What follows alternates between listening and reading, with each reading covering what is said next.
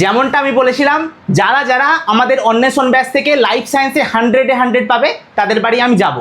সেই কথা রাখতেই আমি আজকে এসেছি অনিকদের বাড়ি। অনিক তো লাইফ সায়েন্সে 100-এ 100 পেয়েছেই, তার সাথে সাথে ও রাজ্যে 8th র্যাঙ্ক করেছে। ঠিক আছে, তো আমি সবার আগে অনিককে জিজ্ঞাসা করবো, অনিক তুমি বলো তোমার কেমন লাগছে?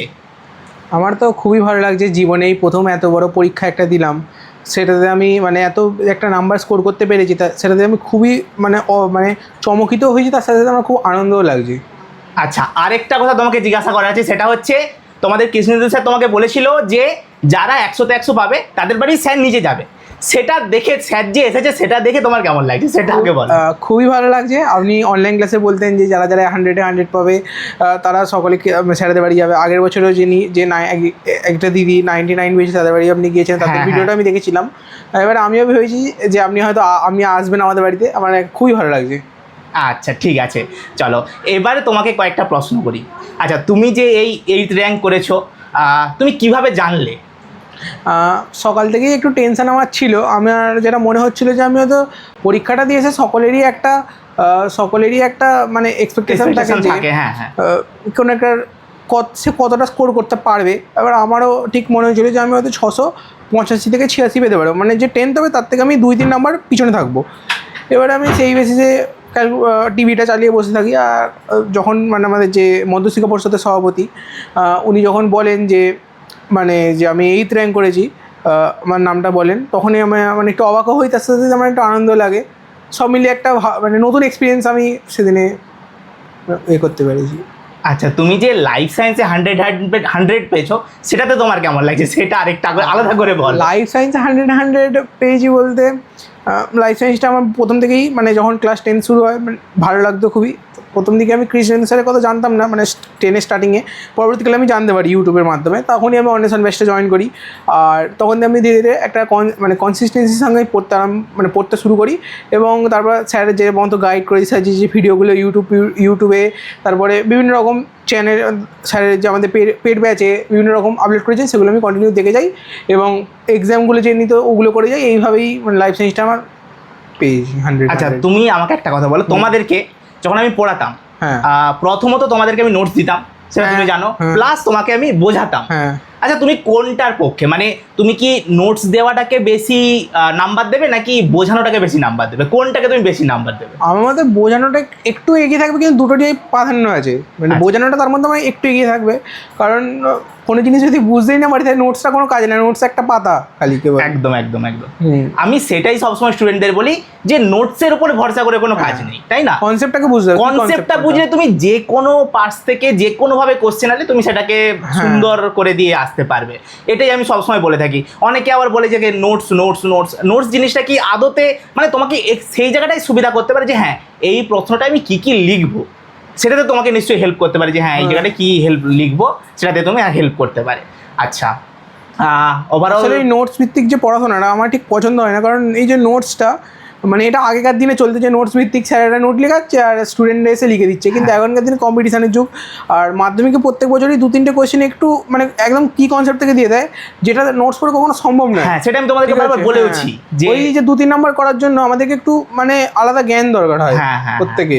যাদের নিজস্ব জ্ঞান থাকবে তারাই একমাত্র করতে পারবে, না হলে করাটা অতটা সহজ। কিংবা বিভিন্ন রকম টেস্ট পেপারে পেজে ওইগুলো থাকতেই মানে একটা দুটো রকম প্রশ্ন। হ্যাঁ হ্যাঁ হ্যাঁ হ্যাঁ। আচ্ছা, তুমি 11-এ তাহলে কি কি বিষয় নিয়েছো? আমি তো ফিজিক্স, কেমিস্ট্রি, ম্যাথস, বায়োলজি চারটেই মানে পিওর সায়েন্স যেটা নিয়েছি। আর পরবর্তীকালে আমি নিটটা দিকে একটু আমার বেশি মানে দেওয়ার ইচ্ছা আছে। আচ্ছা, নিট দেওয়ার ইচ্ছা রয়েছে, মানে ডাক্তার হওয়ার ইচ্ছা রয়েছে। আচ্ছা, তুমি আরেকটা কথা বলো যে 11-এ তুমি বায়োলজি কোথায় পড়ছো? যদিও আমি জানি, তাও তোমাকে জিজ্ঞাসা করছি। এটাই নিয়েছি মানে 11-এ আপনি যে ব্যাচটা আমাদের যে ব্যাচ রয়েছে সেটাই নিয়েছি, সেটাই কিনেছি আমি। সেখানে পড়াটা কেমন লাগছে? সহজ নাকি কঠিন? এখনো পর্যন্ত তো আমার ভালোই লাগছে, খুবই ভালো লাগছে যতটা মানে পড়েছি।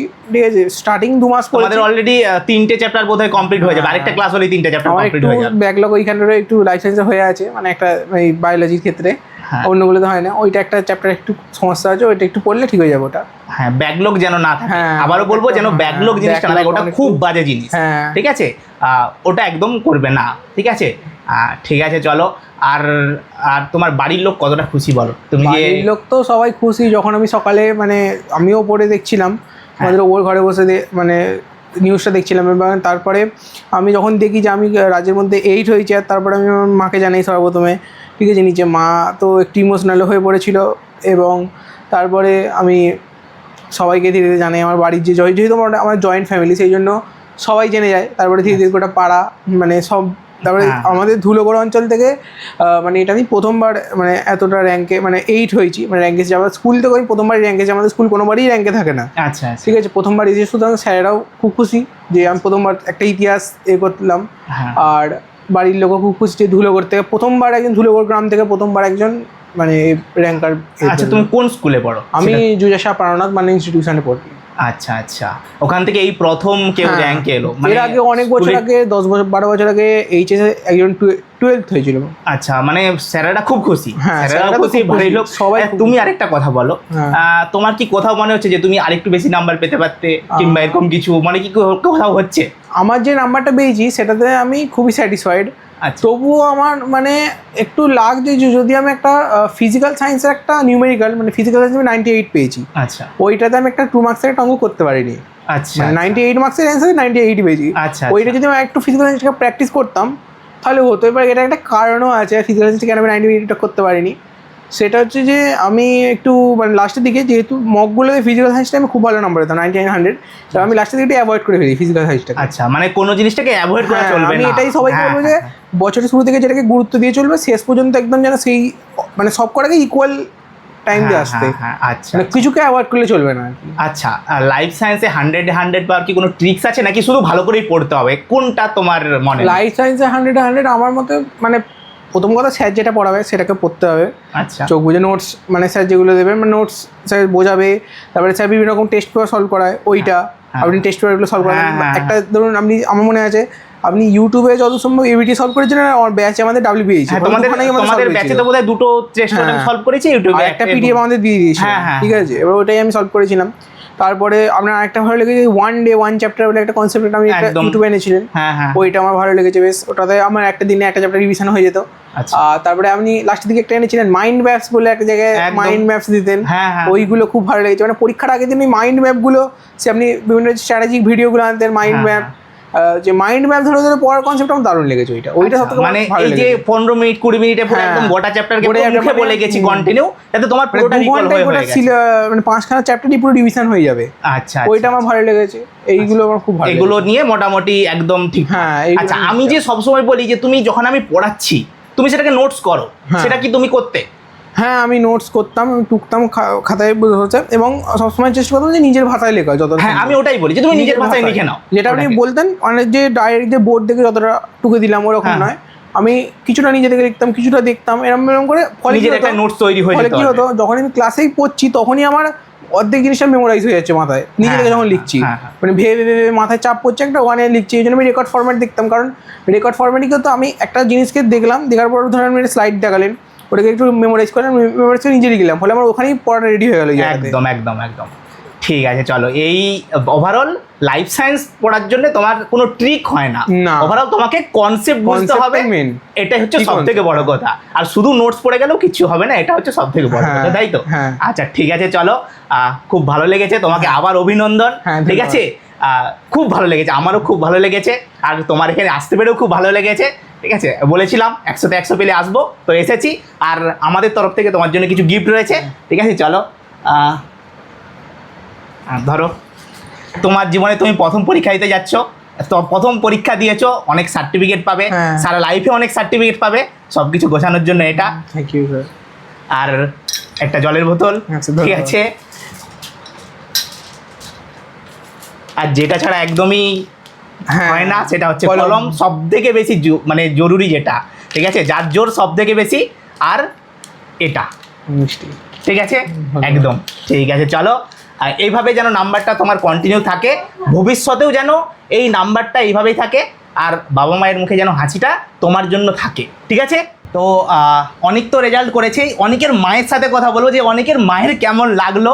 ঠিক আছে, তার ছেলে যে এত ভালো রেজাল্ট করেছে, প্লাস লাইফ সায়েন্সে 100-এ 100 পেয়েছে, বোর্ডে টোটাল 8th র্যাঙ্ক করেছে, কেমন লাগছে তার মায়ের, সেটা আমরা জিজ্ঞাসা করবো। আপনি বলুন আপনার কেমন লাগছে? ভালো লাগছে, আচ্ছা, খুবই ভালো লাগছে। ও তো প্রথমে ওপরে বলছে, আমার তো চোখে জল, আচ্ছা। আমি তো স্বপ্নেও ভাবিনি ও হবে আর কি। আচ্ছা আচ্ছা হ্যাঁ, আমি তো ভালো রেজাল্ট করবে, কিন্তু এত ভালো রেজাল্ট করবে ভাবিনি একটু। আচ্ছা হ্যাঁ, আমাদের তো খুবই আনন্দ, সকলের আনন্দ, গোটা গ্রামের আনন্দ। আচ্ছা হ্যাঁ, আচ্ছা। খুব। আর ও যে লাইফ সায়েন্সে 100 পেয়েছে সেটা নিয়ে কি বলবে? সেটা খুবই প্রাউড আমরা। ঠিক আছে, একদম সবকিছুতে একদম ঠিকঠাক নাম্বার পেয়েছে। আর আপনারা মানে এর থেকে বেশি কিছু কি আশা করেন যে হ্যাঁ এর থেকে বেশি নাম্বার পেলে? না না না, আমরা একটু আশা করিনি। মানে যেমন পেয়েছে একদম না, ঠিকঠাক, ওর জন্য পুরো একদম 100% ঠিকঠাক। আচ্ছা আচ্ছা 100% একদম। আর আপনি একটা কথা বলুন, ও যে অনলাইনে পড়াশোনা করেছে, হ্যাঁ। এই যে অনলাইন ব্যাপারটা আপনি কতটা সাপোর্ট করবেন? মানে ওটা কি আদৌ অনলাইনে কি পড়া হয়? আপনার ছেলে তো পড়েছে, আপনি তো বুঝতে পারেন অনলাইনে কি পড়া হয়? হ্যাঁ, হয়। ও কি প্রথম থেকে কি অনলাইনে পড়তো? ও 9 থেকে অভ্যস্ত অনলাইনে পড়তে। আচ্ছা আচ্ছা, ও 9 থেকেই অভ্যস্ত। হ্যাঁ, অভ্যস্ত। পরে এমনি অফলাইনেও পড়ে, আচ্ছা। হ্যাঁ, কিন্তু অনলাইনেও পড়ে। আচ্ছা আচ্ছা। এই আপনার কাছে পড়ে ও খুবই মানে বলে আমাকে যে আচ্ছা। খুব ভালো পড়ায়, খুব ভালো বোঝায়। আচ্ছা হ্যাঁ, আচ্ছা। খুবই করে অনলাইন ক্লাস। আচ্ছা ঠিক আছে, আপনাকেও ধন্যবাদ। ঠিক আছে, হ্যাঁ খুব ভালো থাকবেন আপনারা। হ্যাঁ ঠিক আছে, হ্যাঁ ঠিক আছে। ঠিক আছে। এই মুহূর্তে আমরা যাব যে অনেক কোন রুমে পড়তো সেটা দেখতে, যে ওর পড়ার রুমে কি আছে না আছে সেটা দেখতে। আচ্ছা, এই যে অনেক আগে থেকে দাঁড়িয়ে আছে, ঠিক আছে। আচ্ছা অনেক, তুমি কি চেয়ার টেবিলেই পড়তে নাকি? চেয়ার টেবিল পড়ে রয়েছে? চেয়ার টেবিল, হ্যাঁ চেয়ার টেবিলেই পড়তে। হ্যাঁ। আর মানে সবসময় চেয়ার টেবিলটাকে তুমি প্রেফার করো? হ্যাঁ, চেয়ার টেবিলে একদম, এটা খুবই ভালো জিনিস যে চেয়ার টেবিলে পড়লে মনোযোগ তুমি বেশি পাবে। আর বিছানায় পড়লে কি হয়, মনে হবে যে একটু শুয়ে পড়ি, একটু ঘুমিয়ে যাই। হ্যাঁ ব্যাস, একদম ঠিকঠাক। আচ্ছা, আর তুমি এই হচ্ছে তোমার বইপত্র সব গুছিয়ে রেখেছো অলরেডি? কারণ 11 তো শুরু হয়ে গেছে, এখন 10-এর বই রেখে আর কি করবে? সুন্দর করে গুছিয়ে রেখেছো, বাহ খুব ভালো লাগলো দেখে। আর এখানে এগুলো কি? এই যে স্যার, আমি বিভিন্ন রকম মানে কিছু কম্পিটিটিভ এক্সাম ক্র্যাক করেছিলাম, ওই ধরনের কম্পিটিটিভ এক্সামের পুরস্কার এগুলো। আচ্ছা, যেমন ধরুন আপনি হাওড়ায় একটা এক্সাম হয় প্রত্যেক বছর, সায়েন্স অ্যাপটিটিউড টেস্ট, এটার নাম একটা CHS central Howrah science association. আচ্ছা, এটা এরা অর্গানাইজ করে প্রত্যেকবারে। আচ্ছা, আমি মানে যখন 2023 সালে যখন আমি ক্লাস 8-এ পড়তাম তখন আমি দিয়েছিলাম, তখন আমি এটা হাওড়ার মধ্যে 8th হয়েছিলাম। আচ্ছা, তারপরে যখন আমি 9-এ দিলাম তখন আমি হাওড়া 3rd হলাম। বাহ। তারপরে যখন 10-এ দিলাম তখন আমি হাওড়া 1st হয়ে গেলাম। আচ্ছা বাহ, এই তো এটাই বলে উন্নতি, ঠিক আছে। আচ্ছা, আর তুমি আমাকে একটা কথা বলো তো, তুমি সেলফ স্টাডি কতক্ষণ করতে? সেলফ স্টাডি বলতে গেলে মানে 10-এর পক্ষে অতটাও দরকার নেই সেলফ স্টাডি, মানে একটা অল্প, মানে খুব যে অনেক 16-17 ঘন্টা পড়ছো এরকম না, 10 থেকে 12 ঘন্টা এনাফ। আচ্ছা আচ্ছা। টিউশন কোচিং সব বাদে 4 থেকে 5 ঘন্টা আচ্ছা, মোটামুটি যতটা পাওয়া যায় অতটাই এনাফ। 10-এর পক্ষে এতটাই দেওয়া আই থিঙ্ক। আচ্ছা, 11-এ কতটা করো?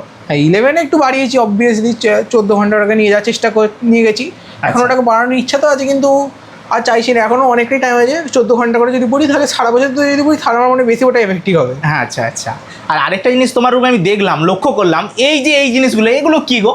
এই জিনিসগুলো কি? ওইগুলো স্যার 11টা যেহেতু আমাদের সেমিস্টার সিস্টেমে পরীক্ষাটা হবে, হ্যাঁ, সুতরাং একটু টাইমটা হয় বলে কম পাওয়া যায়। এবার আমি এমনভাবে এটাকে সাজিয়েছি যাতে মানে প্রতিটা চ্যাপ্টারকে ইকুয়াল টাইম দেওয়ার, যথেষ্ট গুরুত্বপূর্ণভাবে টাইম দেওয়া হয়। আচ্ছা আচ্ছা। ওই জন্য যেমন ধরুন যে সেল চ্যাপ্টারটা আমি 8 দিনে মানে 4 দিনে শেষ করতে পারবো, এরকম ধরনের কিছু একটা। আচ্ছা, নিজে থেকে নিজে একটা বানিয়েছো যে হ্যাঁ আমি এই সময়টা শেষ করতে পারি, আমি মোটামুটি।